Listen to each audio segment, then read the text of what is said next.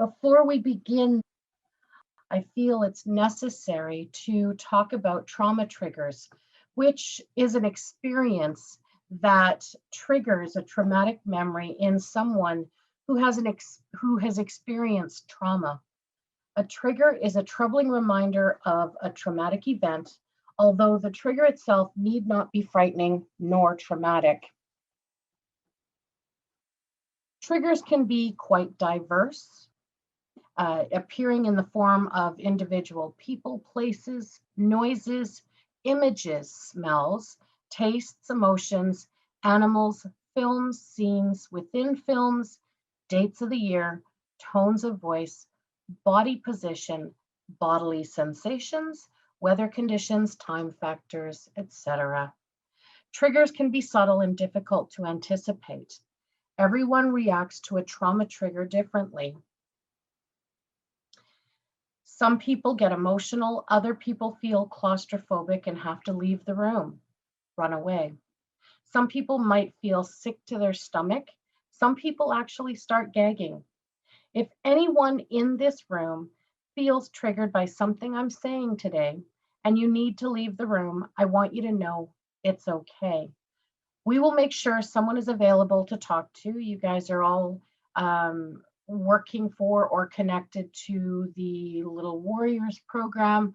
So make sure you reach out to each other and check in, make sure that everybody's okay. It's important to remember that this topic is sensitive. Respecting the experience of others and demonstrating kindness and empathy will be critical this afternoon. You won't be judged. We want to make sure everyone is safe in this room. So I'd like to start with our video called The Right to Be Safe.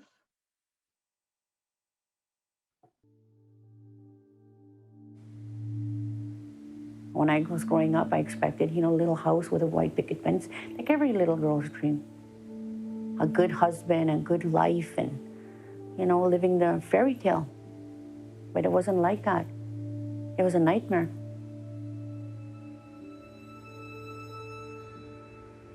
We lived in fear. To fear meant that when men said something to you, you get up and do it right away. Because it's dangerous. If you're in a situation where there's a lot of violence going on, he may kill you or you're going to kill him. Is that the way you want to die?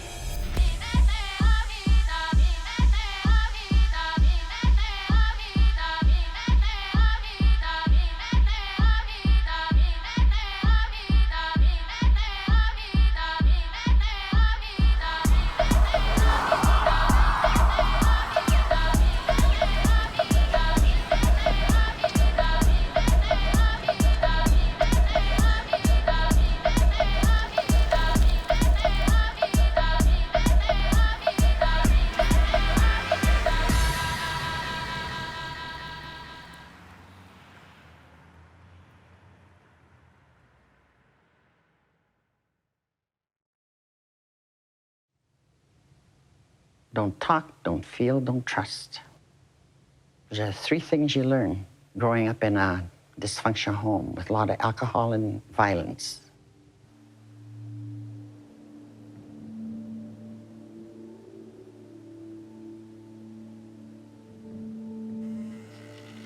We were living in this small community on the outskirts of the town, and my father drank lots. He was very violent. And it wasn't towards my brothers, it was towards the females. And there was an old house, and the roof, the ceiling was only finished halfway, and the rest was open. My mom said, "Oh, your dad's coming home and he's drunk." And she pushed three of us into the ceiling and had us sitting on the beams. And says, "Don't even make a noise when your dad comes in." So pushed three of us up there and told us just to keep quiet. And I had my young sister, and I had her on my lap. When she was going to try to make noise, I had to cover her mouth. I was afraid of my father. So he came in, he was drunk. As soon as he came in, "Where's those girls?" And he hit the wall and his fist went through. And he's, where's the gun? He went to the bedroom to go get the gun. But my mom, before my dad came in, had my brother go and hide the gun. And while my dad was out searching, my brother came in and my mom gave him all the knives to go hide those too. And sitting up there, I'm watching all this. And when I looked down, she had made coffee in just a saucepan. And when Dad came in, he couldn't find us, so he's going to hit my mother. And my mom, she picked up that coffee pot and she just threw it at him. And she had a piece of wood by the stove, and she hit him in the head. He's kind of staggering around, and she hit his wrist, and then she hit him again in the head, knocked him out.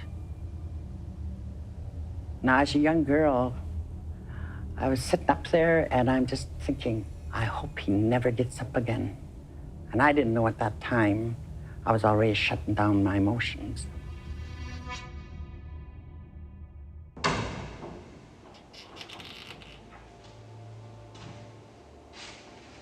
I didn't have a mommy and daddy. I pretty much raised myself since I was 7 years old. When I turned 17 and a half, I was kind of on my own. I didn't know how to make money, I didn't know how to get a job, and I didn't know anything about that. So then I got pregnant with my daughter, and I kind of settled down. And when I settled down, that's when I met my husband. But he was like a stalker. He stalked me all the time, and he was always there and giving me all these things and making me feel pretty and taking me to movies and dinners and places. And like, you know, I felt like a goddess.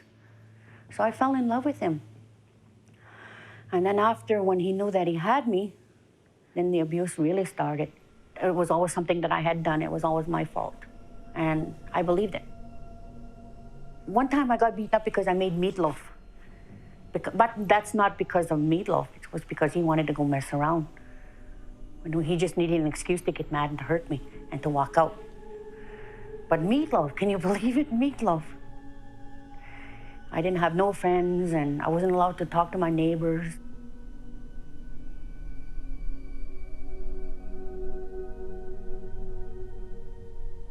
When we went out to restaurants, I wasn't allowed to look at other men or anybody in there. When we went to the bank, I didn't even get to touch the money because it went right from the teller to his hand.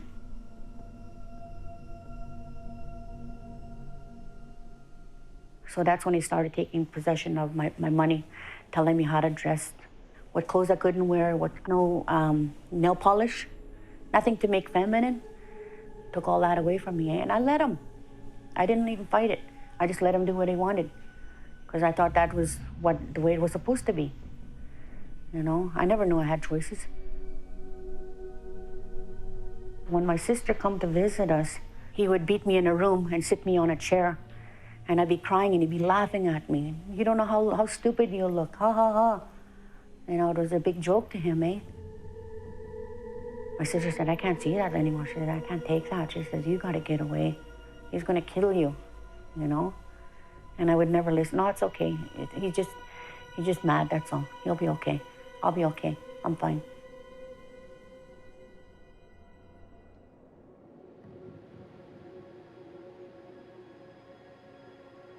Well, I was born into a world where women were nothing but pieces of meat, you know, sexually exploited bodies. I was taught to sell myself before love myself. My mother was a sufferer from residential school. And what residential school was done to her, she did to me, you know, dragging me around the house, slapping me in the mouth, cutting my hair bald. So my mother was just barely hanging on herself. My dad had no respect for women. I've seen my dad was a chronic alcoholic and an intravenous drug user.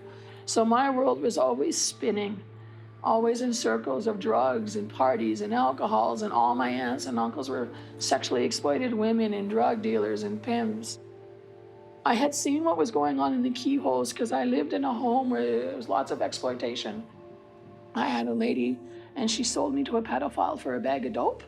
So this guy kept coming to get me every week. Why? Because I was the perfect pickings. My parents weren't around.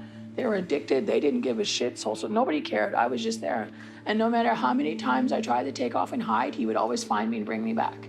And I'd get mad at myself years later for that, but I realized I was 10 years old.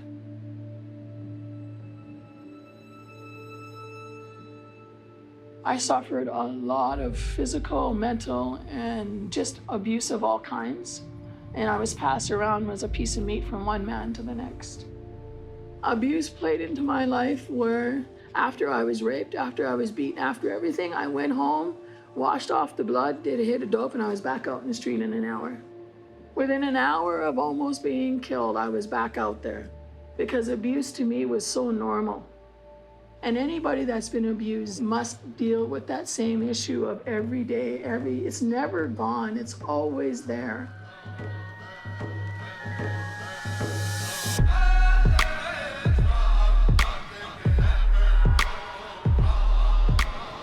The issue of violence against Indigenous women is something that has been manufactured and maintained by the Canadian state since contact.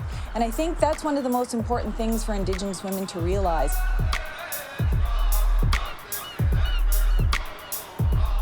Traditionally, across our varied Indigenous nations, we were warriors. We were treaty negotiators, political strategists, and advisors. So we've always traditionally held extremely powerful roles.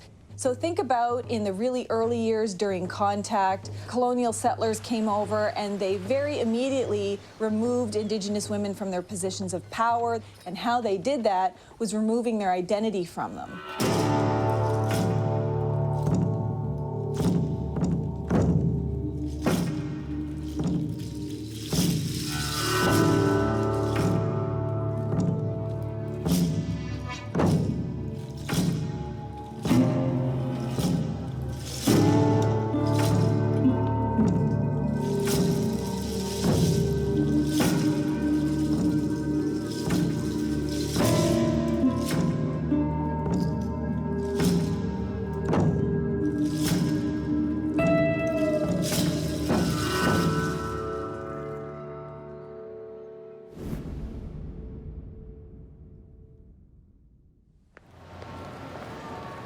It has been so ingrained in us over this long, dark history of colonization, through schools and the media, that somehow everything that happens to us is our fault, that we deserve it. And I think it's incredibly important that we realize this isn't us. No one deserves violence. No one deserves to be mistreated, especially Indigenous women as life givers.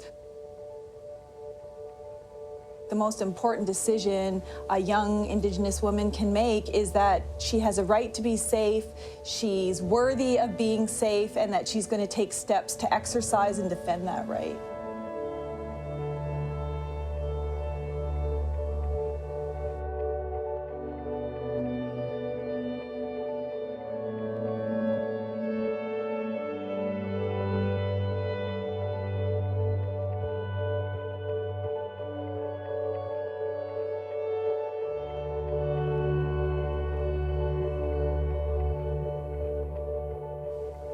Part of maintaining safety is reaching out to different people in that collectivity for help, for advice, for guidance on how to do that. There's lots of people out there willing to help.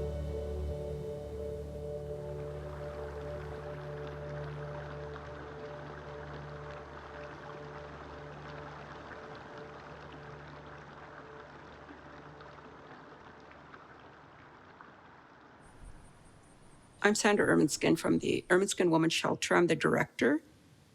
One of the things that they're going to get in this shelter is for a woman to know her rights, to inform her of what abuse is.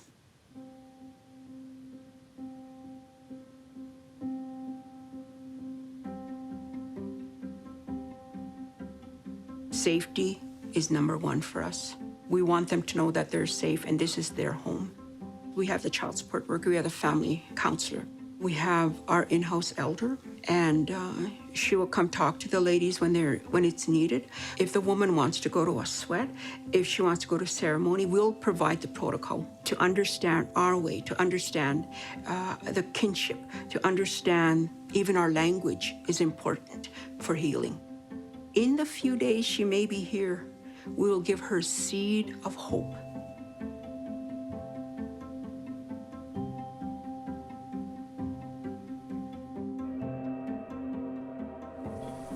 We should all hold each other up and recognize the inherent value of being a woman and the strength and power that comes with that. Think about the women who have survived domestic violence and abuse. They're still waking up every morning and saying, I have the strength and power to go on another day. If we could capture all of that strength, power, and resilience and be able to support it and include it in our Indigenous nations and communities, imagine how quickly our nations could heal. And recognizing that it's not even something to be ashamed of that we've had this experience in our lives. It's look at what I've overcome, look at how strong I am, and I have something to add to my nation.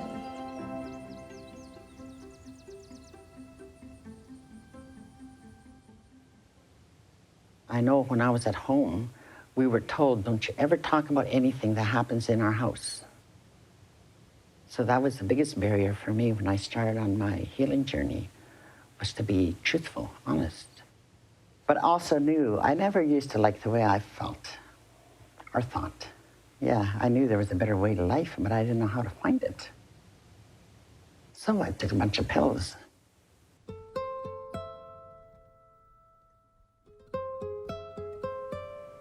You know, I had enough of the beatings, I had enough of the abuse, I had enough of the crap.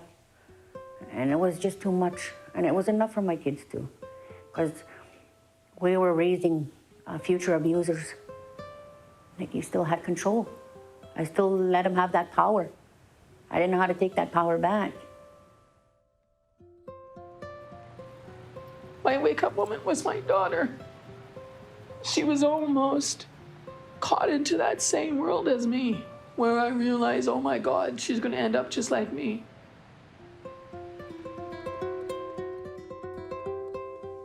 I was out for about 19 hours. And my son coming out on the floor beside me and had his elbows on my knee. And he's looking up at me and he says, Mom, please don't do this. I need you. He says, who's gonna love me like you love me if you leave here? He says, I can have many stepmothers, but I'm not gonna have you. And I thought, whoa. And then he was really sobbing too. He said, please get help. And I said, I will. And he was going to psychologist, so he'd been learning lots already about himself. He's right now, he says, here's your cup. And he says, for about 6 weeks, you're gonna feel like this. He said, you start emptying your cup. Each week, you're emptying it till finally it's empty. And then you turn your cup up like this again, and you gotta start putting good things into it.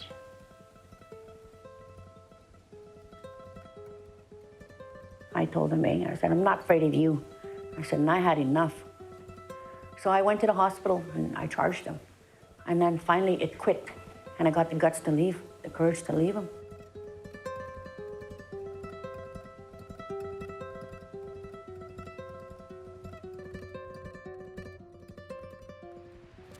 I got on my knees one day and said, Lord, I have been doing this for well over 25 years. Why can I not change? Give me a sign.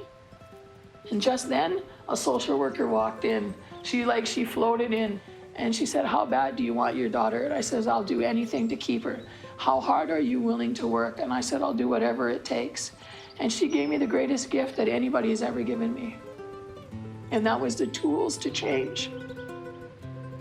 She sent me to trauma counseling. She sent me to money management, and I went at it one day at a time. It takes one day at a time.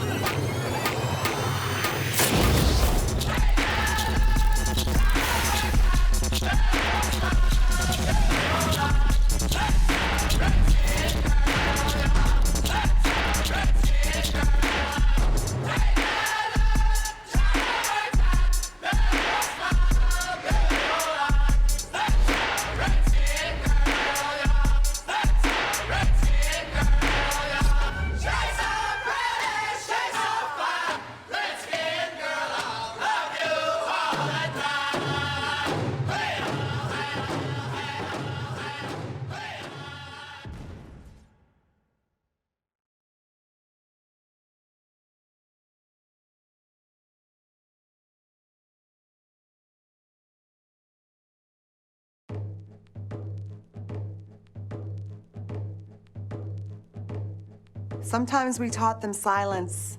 To let the secrets stay on the lips. Sometimes we taught them to look away. to forget. And not bear witness. We showed them how to play hide and seek with historical afflictions Still tongues forced on grandmothers and grandfathers of long ago. Still cast their shadows. Still sweep through homes. when the wayward wind blows. Still cause chills that penetrate skin and hit bone.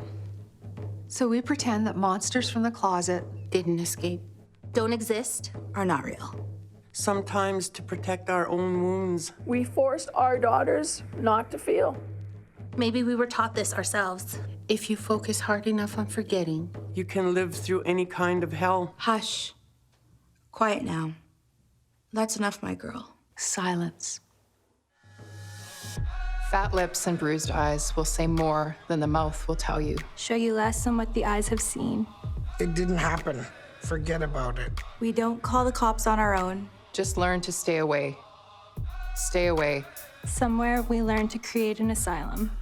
For the very things that plague our dreams. Somewhere we learned that blind eyes and buried skeletons provide just enough relief to live. Just enough without ever really living. We stuck sexual abuse up on the mantelpiece. We picture framed the portrait of rape. And we named the old res dog domestic dispute. We gave all this shit a home. The aggressive interloper intrudes. Love just really isn't love. If he's not saying it with his fists, He didn't mean to. they would never hurt you like that. Your uncle, he loves you.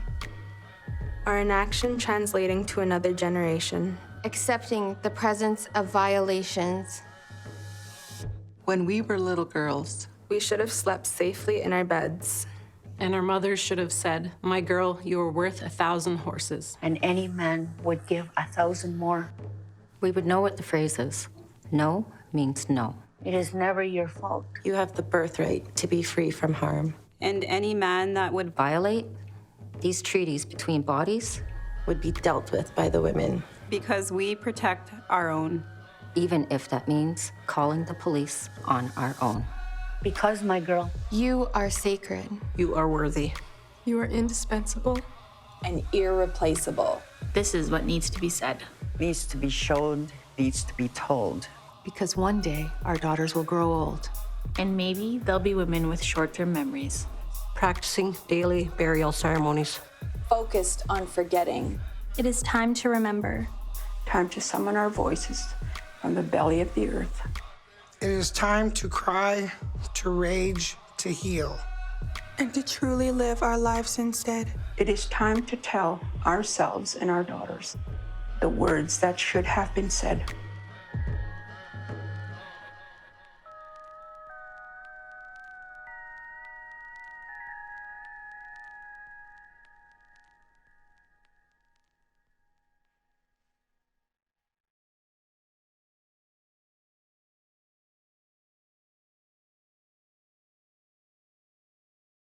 So if you ever want to watch that video again or share that video with anyone, it's called The Right to Be Safe, and you can find it on our website at www.bearpawlegalresources.ca. So when we're talking about assault or sexual assault, assault means the intentional use of force against the victim's will. The word rape was dropped from the Criminal Code of Canada in 1983 and was then replaced with 3 levels of sexual assault, which are based on the level of personal injury and degree of physical force used. So level 1 sexual assault is equivalent to if somebody patted you on the behind, if they touched inappropriately, but there was no physical injury, that would still be classified as sexual assault. A level 2 sexual assault would be assault with a weapon and threats to a third party or causing bodily harm. And then level 3 would be aggravated sexual assault, which would take place if someone was wounded, maimed, disfigured, beaten, or in danger of losing their life while being sexually assaulted. I'm going to talk quite a bit about consent because there's a lot of confusion and mystery around, first of all, what is classified as consent and who can legally give consent. The term consent, as it relates to sexual assault, is defined as the voluntary agreement of the survivor to engage in the sexual activity in question. The Criminal Code outlines a non-exhaustive list, so a not totally complete list of situations where consent is not obtained. If the agreement is expressed by words or conduct of a person other than the victim. So if somebody else says, "Oh, sure, go ahead, take her, do whatever you want," a third party, an outside party, cannot legally give consent for somebody else. If the victim is incapable of consenting to the activity, if the accused induces the victim to engage in the activity by abusing a position of trust or a power of authority, if the victim expresses by words or conduct a lack of agreement to engage in the activity, or if the victim, having consented to engage in sexual activity, expresses by words or conduct a lack of agreement to continue to engage in the activity. So if at some point they did consent, but then they changed their mind, that's allowed. People can change their mind. And once people change their minds, consent is then revoked. The principles of consent that apply to assault also apply to sexual assault. No consent is obtained where the complainant submits or does not resist by reason of the application of force to the complainant or to a person other than the complainant. If there were threats or fear of the application of force, so if a person was afraid that there would be force to either themselves or to a person other than themselves, if it was obtained by fraud or the exercise of authority, so a position of power and authority.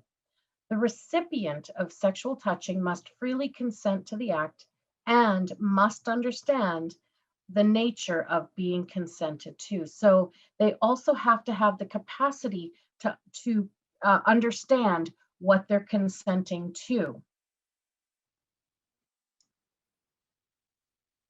So I'm going to play a short video that does a pretty good job of describing consent. If you're still struggling with consent, just imagine instead of initiating sex, you're making them a cup of tea. You say, "Hey, would you like a cup of tea?" And they go, "Oh my God, fuck yes, I would fucking love a cup of tea, thank you." Then you know they want a cup of tea. If you say, "Hey, would you like a cup of tea?" And they're like, I'm not really sure. Then you could make them a cup of tea or not, but be aware they might not drink it. And if they don't drink it, then, and this is the important part, don't make them drink it. Just because you made it doesn't mean you are entitled to watch them drink it. And if they say no thank you, then don't make them tea. At all. Just don't make them tea. Don't make them drink tea. Don't get annoyed at them for not wanting tea. They just don't want tea, okay? They might say, "Yes, please. That's kind of you." And then when the tea arrives, they actually don't want the tea at all.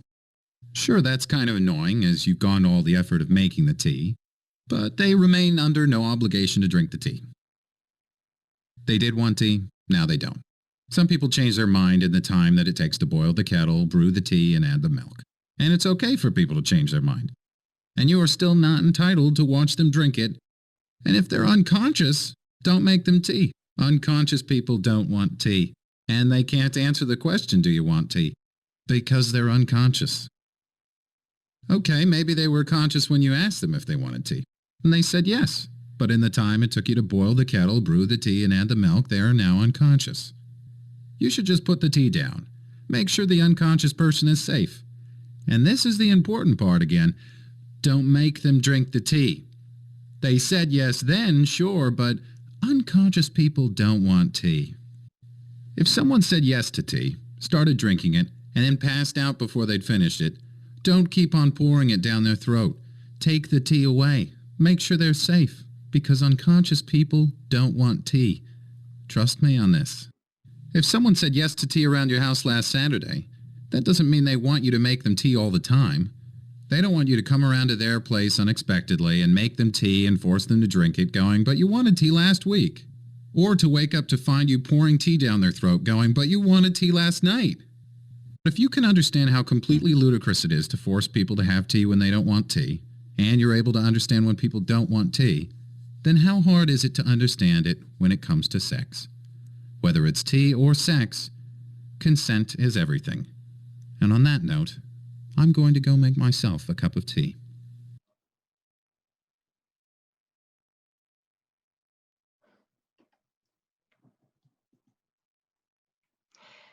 And there's also a consent for kids video. It's a bit shorter. Consent for kids. This is you. Okay, it doesn't look exactly like you, but let's say it's you. This is your body, and you get to decide what you do with your body. No one else is entitled to tell you what to do with your body. Not your friends, not strangers, not adults you know. No one is entitled to decide what you do with your body. Except you. That's called bodily autonomy, by the way. And that's what consent is all about. Everyone is different. Some people love to hug, and some people hate hugs. And each person gets to decide what they're comfortable with. Can a hug-loving person just start hugging someone at random? Nope. They need consent. How do people know if they have consent? They ask. Would you like a hug? Yes, I would. Can I hold your hand? I'd rather not. Okay. If a person doesn't say yes... Can I hug you?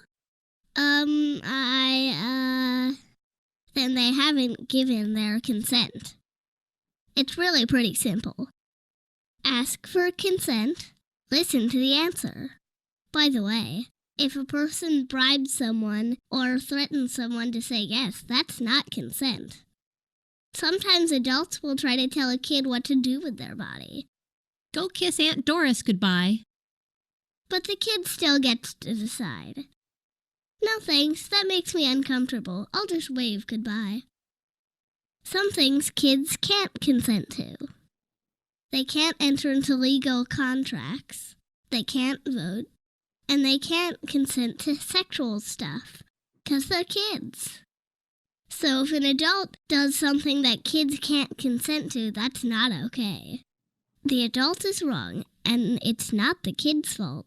And that's when it's most important to tell a trusted adult, like a teacher. Why? Because it's your body, and no one else is entitled to tell you what to do with it. Practice consent.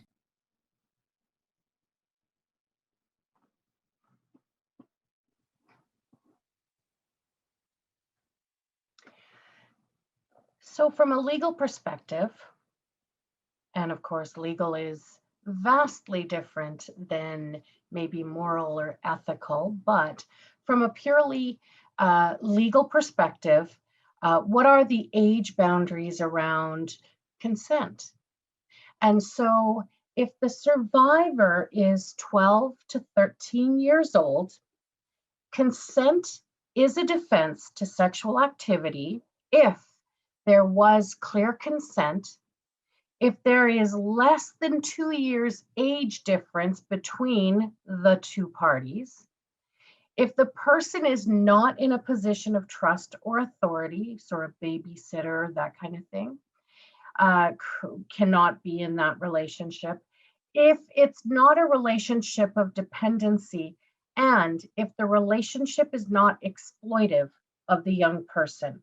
So if the survivor is 12 to 13 years old, these are the conditions where consent could be given. If the survivor is aged 14 to 15, again, if there is clear consent, if there's less than 5 years age difference, if the other person is not in a position of trust or authority, if it's not a relationship of dependency, and if the relationship is not exploitive of the young person. There is an exception for 14 and 15-year-olds when there is more than 5 years age difference, but the conditions had to be in place before May 1st, 2008. And then if the survivor is 16 to 17 years old, consent can be existent if there was clear consent, if the person is not in a position of trust or authority, is not a relationship of dependency, and the relationship is not exploitive of the young person. The one thing I want you to note here is that as soon as a person turns 16 years of age, there is no minimum or maximum age difference, except when it relates to the other party being younger. And so a 16-year-old could potentially give consent to have sexual activity with somebody that is 10 or 20 or 30 years older than them. No limitation from a legal perspective. I'm not here to say whether it's morally or ethically right or wrong. Just from a legal perspective, as long as there is clear consent and the other party is not in a position of trust or authority, there isn't a relationship of dependency, and that the relationship is not exploitive of the young person, then consent can legally be given. There are time limits to make reports. If it's a summary conviction sexual assault offense, the information must be reported within 6 months after the incident. So a summary conviction would be a level 1 sexual assault, so touching, but without any bodily harm. There are absolutely no time limits on reporting an indictable sexual offense.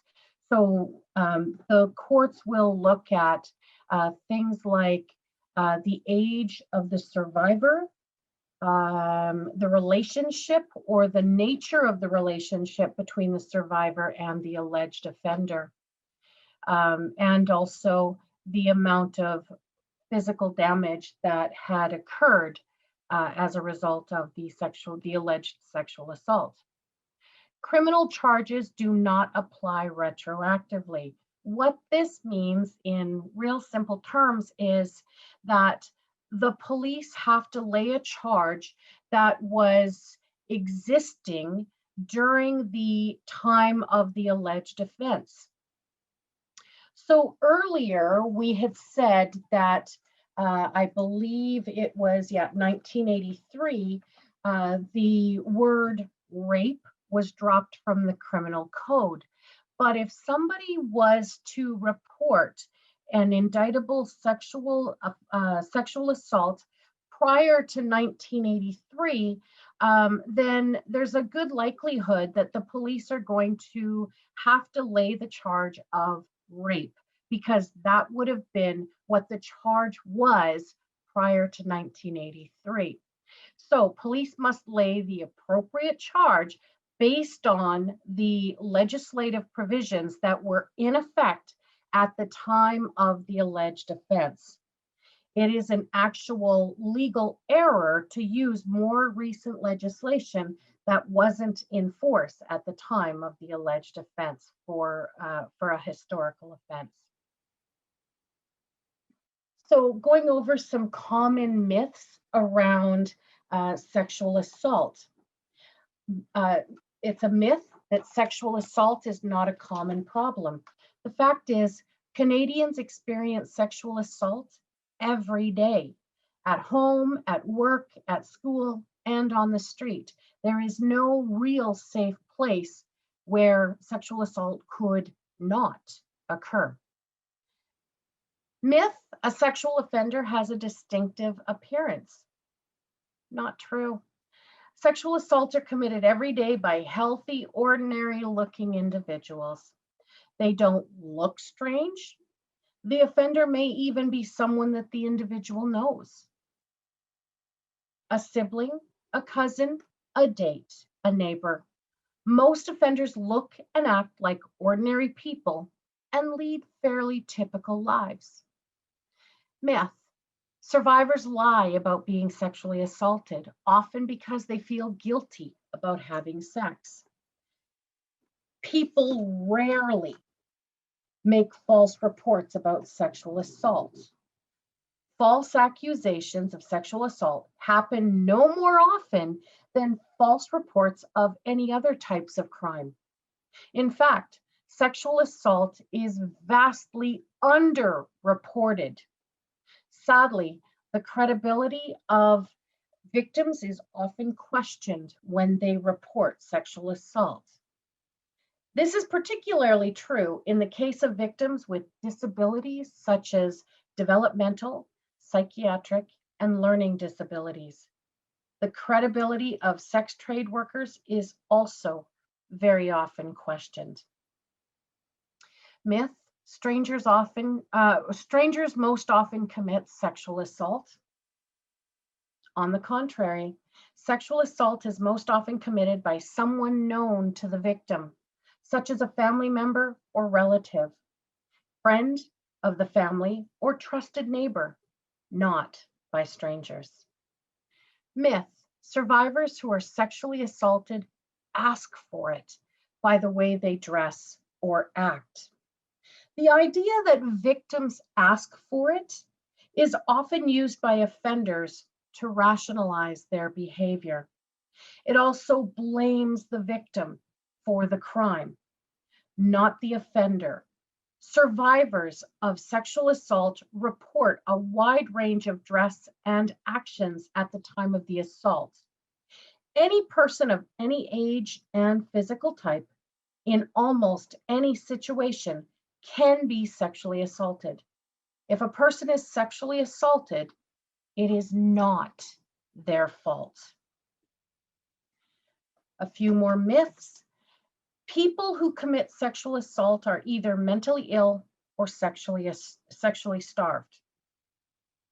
Sexual assault is about asserting power and control over the victim.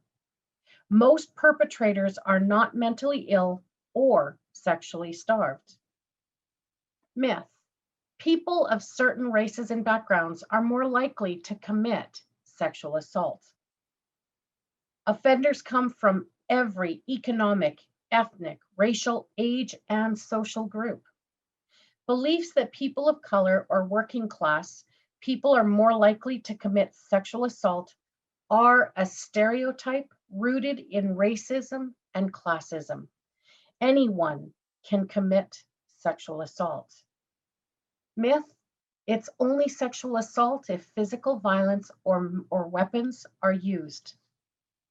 The fact is, the criminal code definition of sexual assault includes a number of acts ranging from unwanted sexual touching to sexual violence resulting in wounding, maiming, or endangering the life of the survivor. Many sexual assaults involve verbal pressure, intimidation, intoxication, such as administering drugs without the survivor's consent, and or threats during an assault. Myth.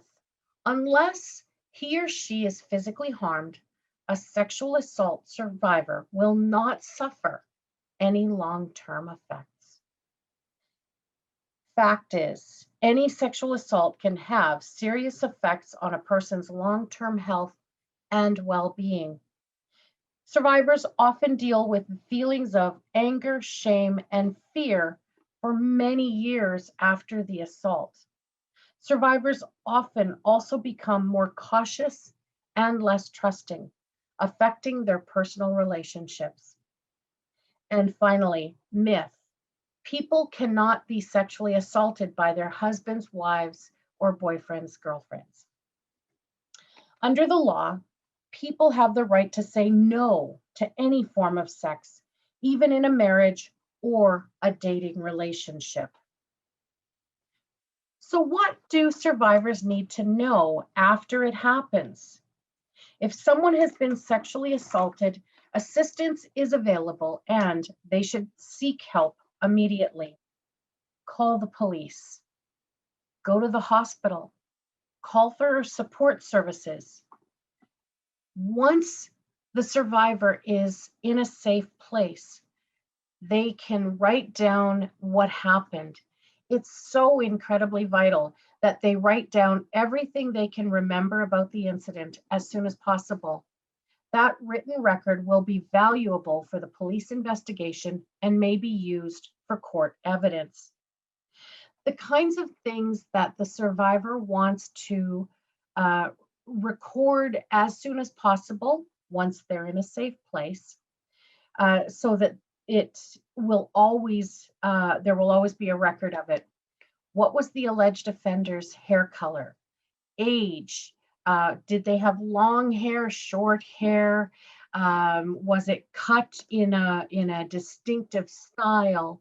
Did they have a beard or mustache? Their complexion? Were they in possession of a weapon? Were they wearing a coat, shoes? Did they have any distinct mannerisms, like the way they walked, talked, something that might have stood out to them? Their What did their voice sound like? If they can estimate their height and weight, type of hair, was it wiry or thin or thick or smooth? What color were their eyes? Did they wear glasses? Were there visible scars? What kind of shirt, color, trousers? Where and how did they escape or leave? What direction? Were they driving a vehicle? What was the vehicle's description? And did they capture a license plate? And so there are so many little details that could be recorded while it's still fresh in their minds. So there are some things that we need to remember if a child discloses sexual abuse. So what to do if a child tells you that they're being sexually abused? We're talking about a child. And so it would be a natural tendency to get upset. It is so important to try to stay calm, because especially depending on the relationship that the adult has with the child, if the adult gets overly upset, visibly upset, it can cause further trauma to the child. So try to stay calm. Emphasis on try. Tell the child that you believe them. So often children are afraid to say anything because they're already in a power or in a position of no power, and they believe that they won't be believed. So actually tell them that you believe them. Tell the child that it wasn't their fault. Before you automatically reach out and hug them or hold them, ask if they consent, if they would like a hug.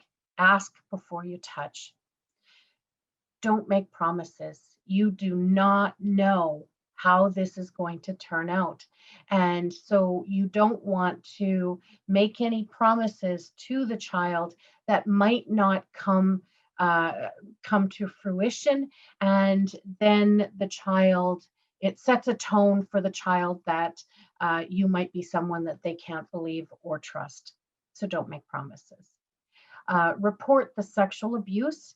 It is legally required to report abuse of a child. And so if the child asks you not to tell, don't promise that you won't tell. Let them know that you legally have to report it, but that you will support them through it all. And then take care of yourself too, because you have just received a fairly traumatic piece of information as well.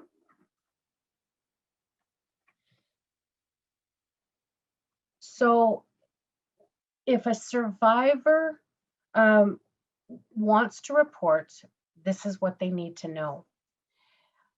They can call a sexual assault center in their area. Larger centers have specific sexual assault centers. If there isn't a sexual assault center in the area, you can contact the police. But the first thing that they need to do is to get to a safe place, get medical care, prevent pregnancy and sexually transmitted infections. There is no such thing as a normal reaction. You might have somebody that responds to trauma by laughing or crying uncontrollably or becoming very mad and start raging. There is no normal reaction, and so it's impossible to gauge a person's story or incident, event, traumatic event by their response or reaction. Try talking to someone. Okay. Remember, survivors, it's important that if you are a survivor to remember the following list. If you are a supporter of a survivor, it's important to remind survivors that it's not their fault. Repeat it. It's not their fault. They did not deserve to have this happen. There are people out there that can help them. It is not normal nor acceptable behavior. It's not stupid or dumb to seek help and use available resources. And sexual violence can happen anytime, anywhere, to anyone. And so it is not your fault. The sexual assault evidence kit is a specially sealed box that contains envelopes, bottles, and other containers used to collect evidence. It's important to prepare or forewarn survivors that are wanting to report and have a sexual assault evidence kit done, because they're very invasive, very, very intrusive. So the samples that will be collected are from three main areas: from their clothing, evidence found on their bodies, and evidence found in the genital and anal region. If someone chooses to have a sexual assault kit done, the clothing that was worn during the assault may be kept as evidence. If possible, try not to urinate before the survivor reaches the hospital. It is vital. Do not bathe, shower, or douche because you're washing away evidence. You don't have to have a sexual assault evidence kit in order to have police involvement. If police are involved and you don't wish to have the kit done, that's your choice. But know that the more evidence that is collected, the more likelihood that that the charges will be successful. As a supporter of survivors of sexual assault, they're going to feel like the police don't believe them, um, that the police are not on their side, that they're not supportive. And it's really crucial that supporters support and encourage um, survivors as they're going through this process, because the police have to remain impartial, objective, and act to uphold the law. Their job is to collect evidence to determine whether a report can be tried in court. Is there going to be enough evidence to successfully process this charge through the courts? It's not their job to take sides, but to remain impartial and collect evidence. They are going to ask the survivor so many questions, and they will repeat questions to the point where the survivor is going to start feeling like they don't believe them. They do this to give their case the very best chance of success should they decide that they have enough evidence to prosecute. The police present evidence to the Crown prosecutor, who then decides if there's enough evidence to go to trial. And so it's really important that supporters of survivors of sexual assault understand the crucial role that police have, and that there is going to be times in the investigative process that the survivors are going to feel like they're not being supported by the police, and they may not necessarily uh, feel like the police believe them. But the investigative process is necessary, and even the questioning is necessary.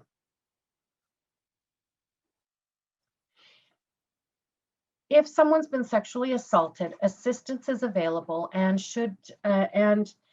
people should seek help immediately.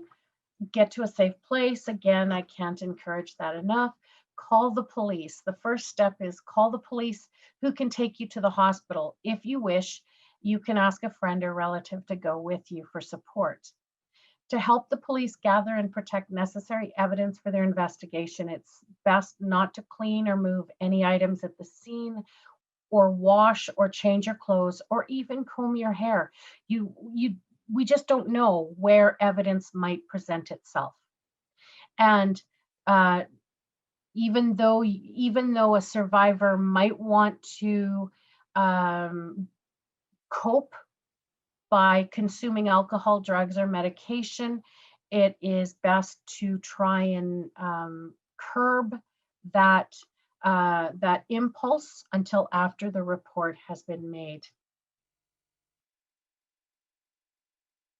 The primary role of police in dealing with allegations of sexual assault is to make sure that there's a thorough, unbiased, and professional investigation conducted.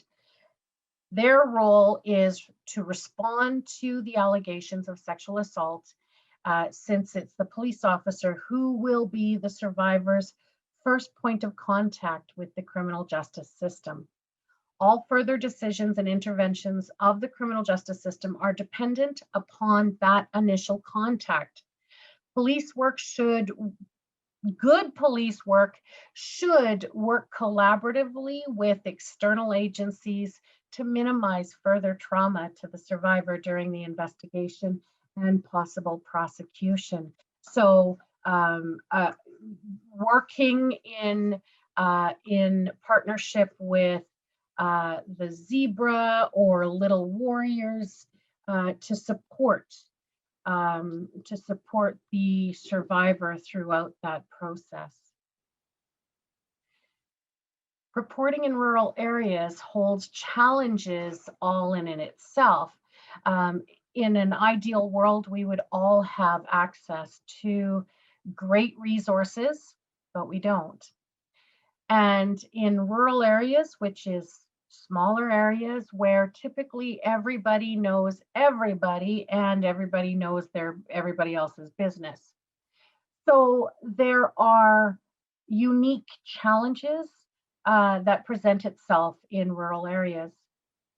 So underreporting of sexual assault in rural and remote areas is often a result of fear of re-victimization by the system, distrust of outsiders and suspicion of policy solutions imported from the city, acceptability or normalization of sexual assault in very, very small areas, especially when you are hearing stories up north, like in the Arctic. Sexual assault is normalized. It's just another day in the life of, right?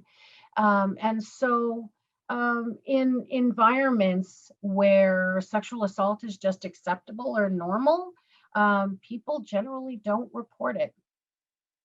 If there's a fear of not being supported or believed, lack of culturally appropriate responses, having mutual friends or acquaintances with the perpetrator, in small areas where everybody knows everybody, there's a huge chance that if somebody is reporting, then they have family and friends that are also family and friends with the alleged offender. Low anonymity, concern for confidentiality and privacy. The last thing anybody wants is to have this kind of trauma painted all over the community. And if it's a particularly small, remote area, chances are everybody's going to find out. Limited telecommunications. Some homes don't even have access to telephones. Sometimes there's issues with police response in the court system. Taking sides by community members resulting in a loss of social support, and believe it or not, even in this day and age, a lack of access to transportation.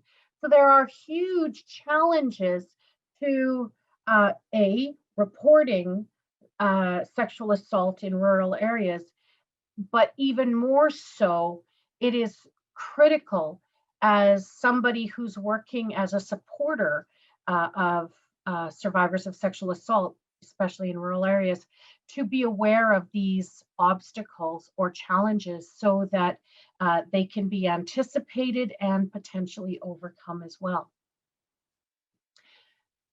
Some barriers to reporting. Survivors may delay reporting or fail to report the crime of sexual assault due to an overwhelming mistrust or fear of the criminal justice system.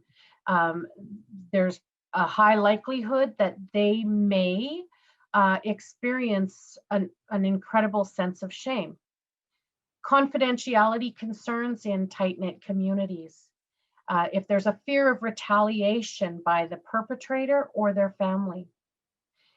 There may be fear that they will be arrested on unrelated criminal matters, public intoxication, outstanding warrants, those kinds of things.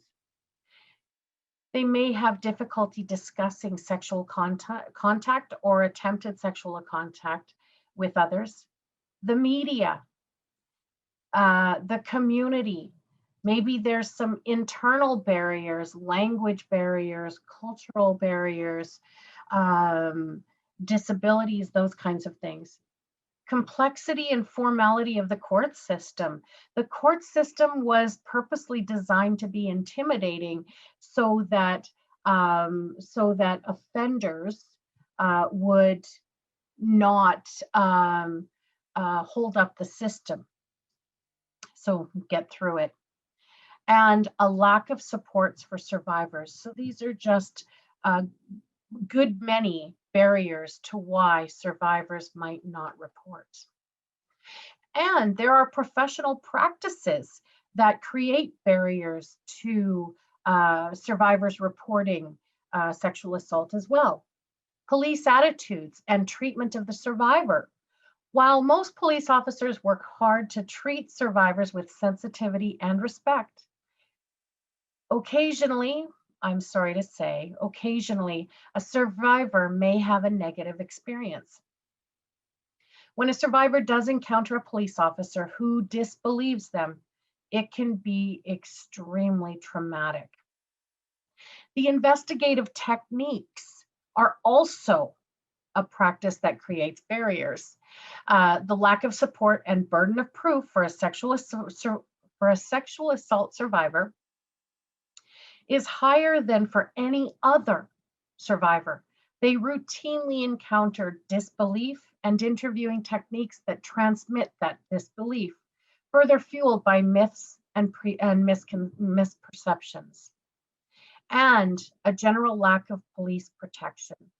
Survivors' fear of reprisal from the perpetrator following a report is a significant factor preventing survivors from reporting an assault.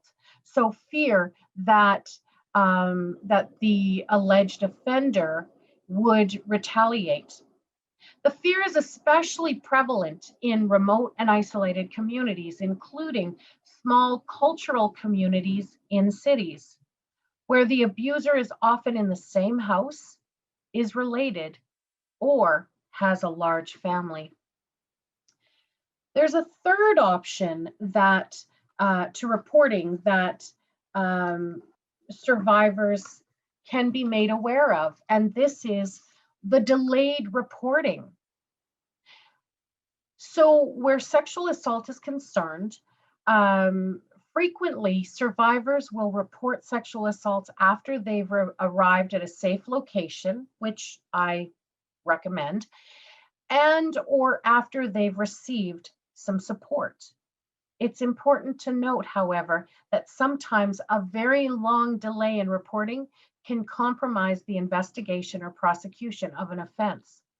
A lengthy delay in reporting, sometimes even many years, can also have an adverse or a negative effect on the prosecution. Third-party reporting. Third-party reporting allows you to provide police with information regarding your sexual assault experience anonymously and without a criminal investigation. And so sometimes the survivor might want to report the event, but remain anonymous so that it's on file, but that they don't want a criminal investigation involving themselves. Also, going back to the third option, just one other note, that survivors can choose to have the sexual assault kit done and kept in a freezer or a cooler. So they've actually provided the evidence from their bodies and their clothes, but they've chosen to delay the reporting. But at some point, if they decide to report it, they've got the evidence still safe so that they can still have a viable complaint and case to go to court with.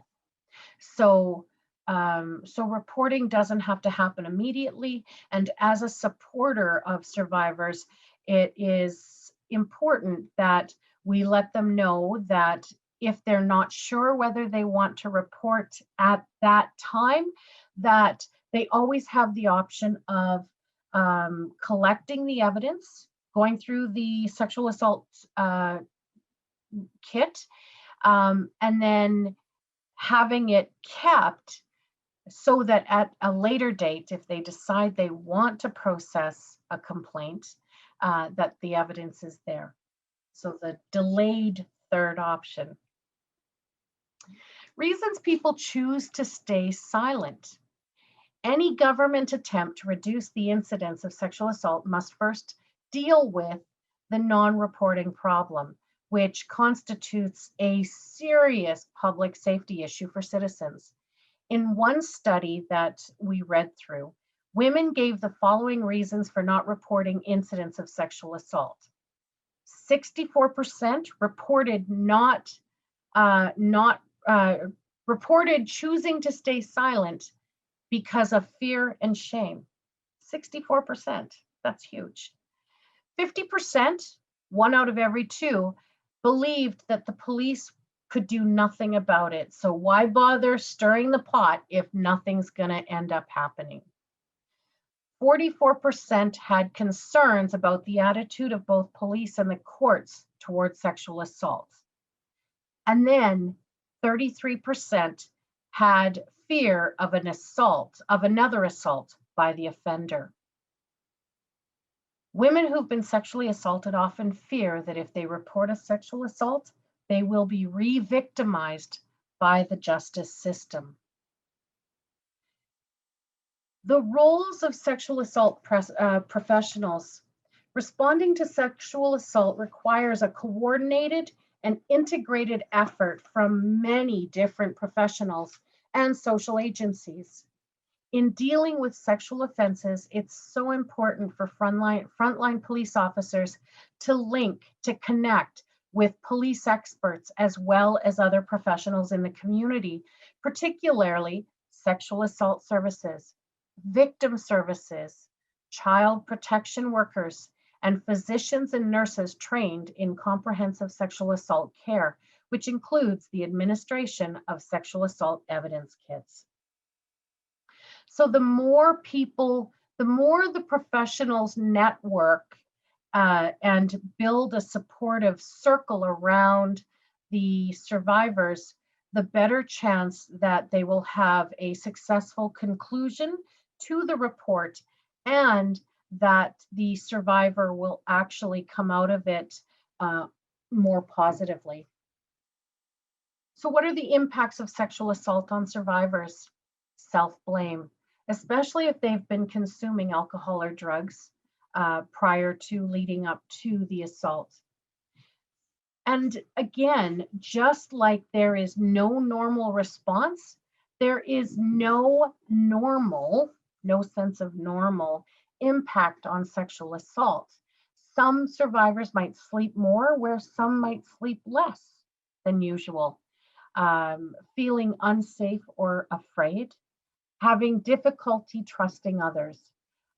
Some will use alcohol or drugs to numb the emotional pain, but not everybody. They might feel like they're reliving the event and experiencing flashbacks. They might change the amount and type of sexual activity they engage in. They might have much more or much less than before. Again, there's no sort of status quo on impact. They may have changed perceptions of themselves. They might feel as if they're only good for sex. And they may even engage in self-harming behaviors, cutting themselves, shoplifting, scratching, increased risk-taking behaviors. And so it's hard to determine how somebody will be affected from the sexual assault just because there is no sense of normal, that it could be all over the map. Victim services units have advocates, and there's also sexual assault centers that are able to provide support for the survivor by way of explaining the criminal justice system along with what the survivor can expect throughout the process should they choose to report. They can also outline the various roles and responsibilities of all the parties involved, as well as attend and provide court support and orientation for the survivor if requested. This support and information addresses many of the fears and dispels any myths that survivors may have about the process. Throughout the court process, Survivors can request a publication ban and exclusion order. And in fact, where there is a child survivor, publication bans and exclusion orders are automatic. So these are when anything in the courts that are pertaining to the survivor can request that their name and the details that would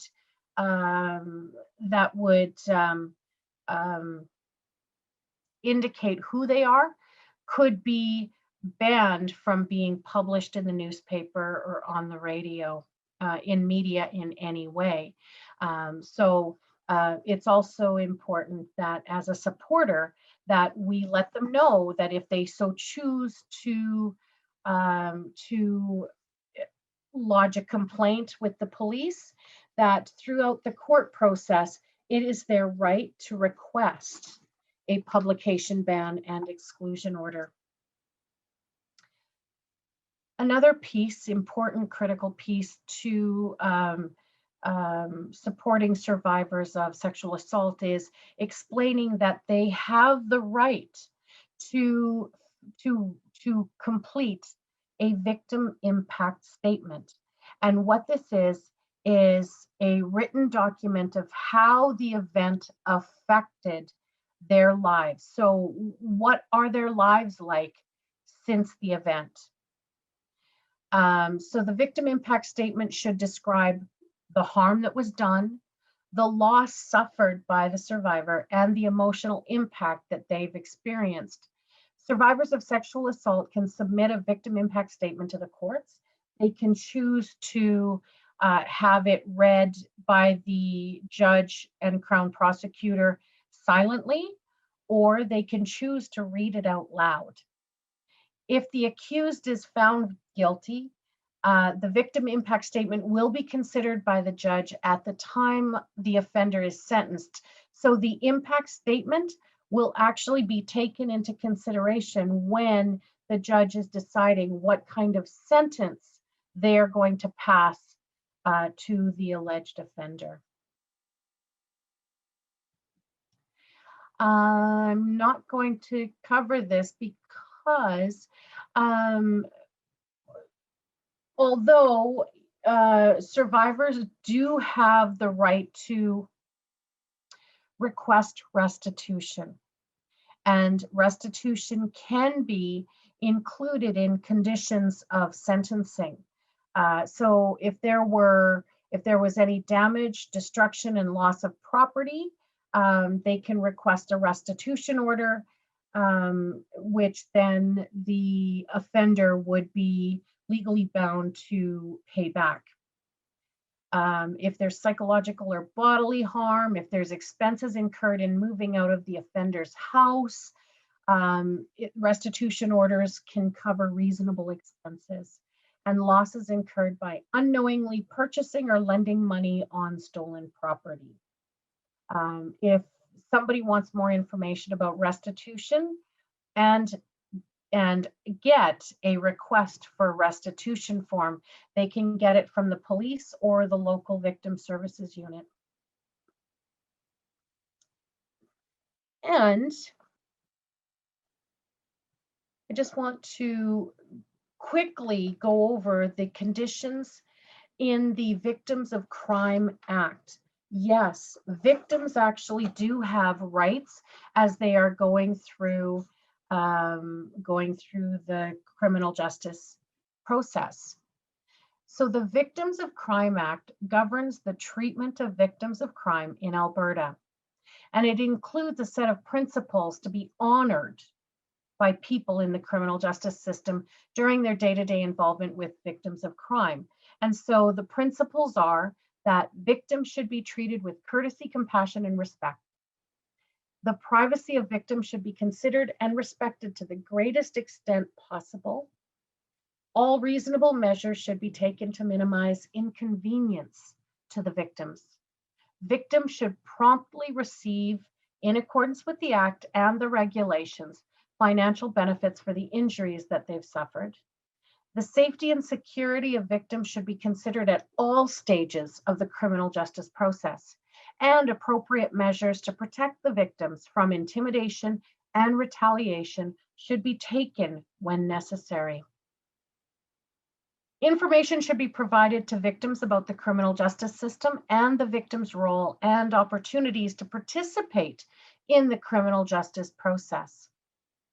Information should be provided to victims in accordance with prevailing law, policies, and procedures about the status of the investigation, the scheduling process, progress and final outcome of the proceedings, and the status of the offender in the correctional system. So what this means is that at every stage of the process, the criminal justice process, the victim should be notified. So when the trial date is, they should let them know that. Even after, if the alleged offender has been found guilty and sentenced, if the offender is applying for bail, that should be relayed. That information should be relayed to the victim. At every point throughout this process, the survivor, victim, should be notified of what is happening with that case. They should also be given information about victim assistance services, including the Victim Impact Statement Program, requesting restitution, as well as are there any other financial or other assistance programs available. The views, concerns, and representation of victims are an important consideration in criminal justice processes and should be considered in accordance with prevailing law, policies, and procedures. The needs, concerns, and diversity of victims should be considered in the development and delivery of programs and services and in related education and training. And information should be provided to victims about available options to raise their concerns when they believe that these principles have not been followed. The reason why I've included all of the victims of crime principles is because anybody that has been through the court process understands that the Crown prosecutor is, their primary focus is not really about protecting not protecting, but considering the victims. Their primary goal or focus is about proving the guilt of the alleged offender and making sure that there is an appropriately fitting sentence being considered. And so if you're supporting or are a survivor of crime, I want you to be aware that victims do have a right, Victims of Crime Act, and that if you believe that the victim's rights are not being protected, that at least you have this piece of legislation to refer to if and when you are lodging a complaint. So what if your rights have been violated? Who do you turn to, right? So I've included in the PowerPoint some resources of places where people can lodge a complaint or a concern about the survivors, the victims' rights through this process. So alberta.ca, help for victims of crime. There's Victim Services Alberta, victimservicesalberta.com, victims of crime. And then of course, the Solicitor General has programs and services specific for victims of crime. Now, if anybody is interested in getting a copy of my PowerPoint so that they have these links, just drop me an email and I will get that to you. As well, If you want to check out our website, which is on the bottom of our PowerPoint, bearpawlegalresources.ca, we have the video that you watched, and we also have a booklet, a fairly detailed booklet on reporting sexual assault. And in that booklet, you will have contact information for the Alberta Solicitor General and Public Security, Victim Services, the Financial Benefits Program, the Alberta Solicitor General and Public Security, as well as the victimsalberta.ca link. That ends the session for today. Take care, everyone.